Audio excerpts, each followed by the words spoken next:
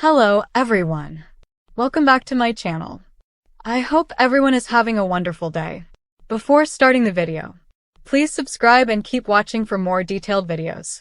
Monica Quartermain's passing has cast a long, sorrowful shadow over Port Charles this week. The Quartermain mansion, once alive with her resolute spirit, now echoes with her absence. From early Monday through Friday, the city has been reeling witnesses to grief, confrontations, and questions that may just change lives forever. It started with revelations. Albrecht, furious with Britt for a deception that spanned years, refused to forgive Britt for faking her death. In her mind, grief isn't something to toy with. Britt had gone to extremes to protect herself, but Albrecht saw betrayal. Meanwhile, Chase unearthed something huge, a receipt showing a wire transfer of $1 million to a judge tucked away in Drew's safe. Shadows of corruption, manipulation, and scandal began to twist tighter around many in Port Charles. Drew, realizing trouble loomed, moved swiftly. He hired Martin, hoping to block a search of that safe by the Port Charles Police Department in exchange for dropping their probe into Stella.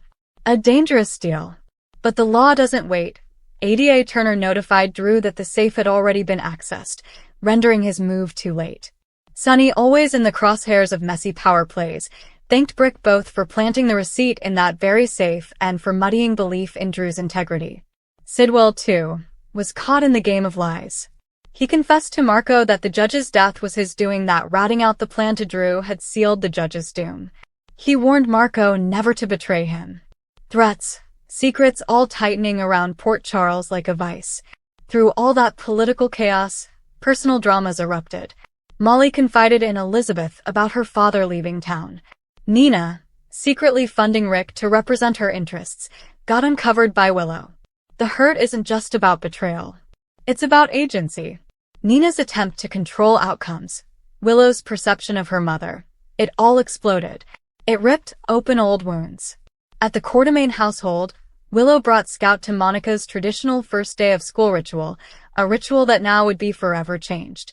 Michael and Tracy argued that this was just Willow's excuse, a cover for something darker. The truth hurt more. Drew had been shot. Monica, in poor health, was not to be informed. But fate moved faster. Jason was the one to deliver devastating news. He came to the home that Monica, legendary matriarch, had made whole with her love and fierce determination. He found her gone. Monica passed away peacefully in her sleep, that detail, piercing. No dramatic ending, but no less profound. The moments after were raw.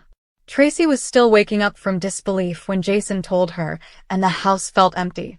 For Jason, this was about more than grief. It was a regret.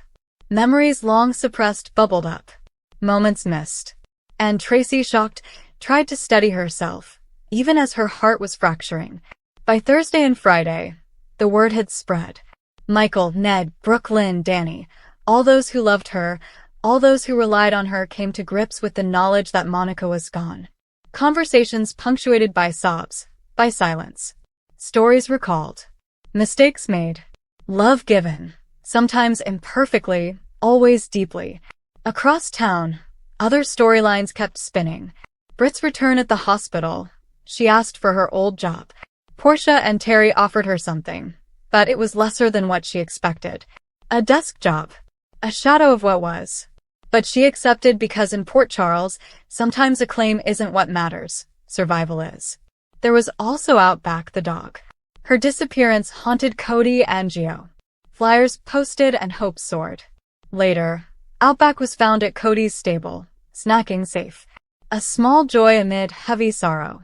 And in a twist no one saw coming, Lulu came across an accident victim on the road unconscious in a pickup. When the authorities came, the man looked an awful lot like Nathan West. His return was teased. Was it the real Nathan? Or just someone who looks like him? The show held the reveal just out of full clarity, leaving viewers clasping onto hope and confusion. The scenes between Jason and Tracy at the Quartermain house are among the most heartbreaking.